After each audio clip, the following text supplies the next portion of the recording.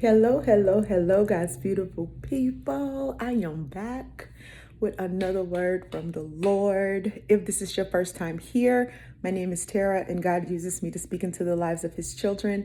If you are returning, welcome back. Y'all already know me. Y'all, listen, let's talk about your purpose. A lot of people don't know what their purpose is. I was one of those people. Yeah, I never knew. I did not know until I decided to give the Lord a try. And I don't mean praying here and there. I don't mean and even though those are a good ways to start, and I'm not knocking anybody, but when I say I decided to give the Lord a try, I gave Him everything. I gave Him all of me. I gave Him my life. I gave Him my circumstances. I gave Him everything.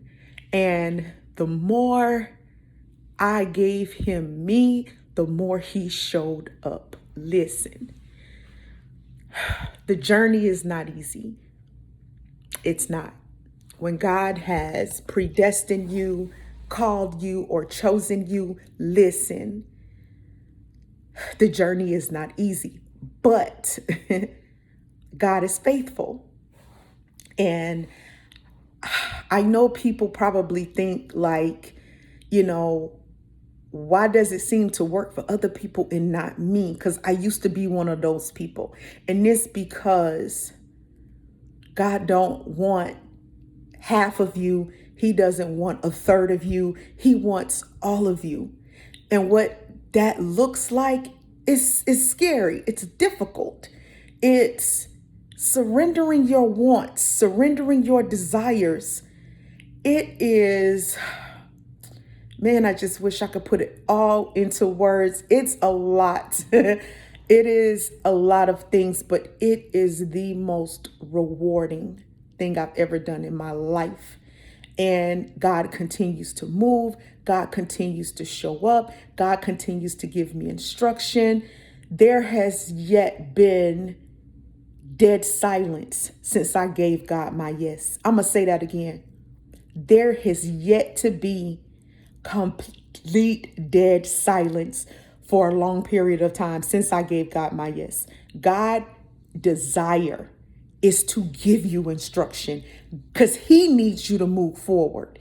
God's desire, if He's not giving you instruction to move forward, then check your obedience, because something somewhere is off. Because a lot of times God wants us to do things that we just don't want to do. And it's hard stuff. I mean, it's never easy. I mean, it be the most difficult stuff. And you got to make some decisions to choose God in the uncertainty. You got to choose God when you want to go the other way. You got to choose God when you want to do something else. You got to choose God when you don't want to pack up and go. You got to choose God when you don't want to leave your family. You got to choose God when you don't want to leave your friends.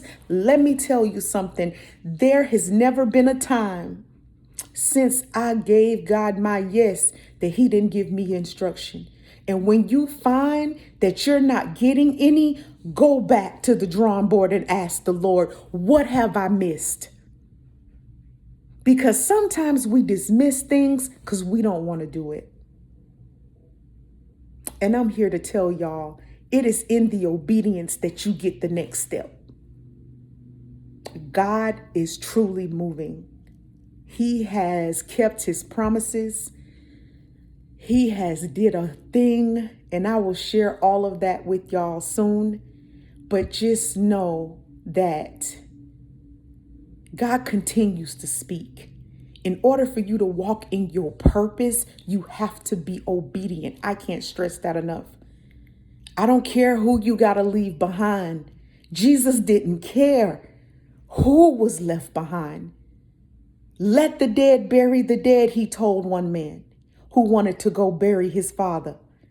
Come on.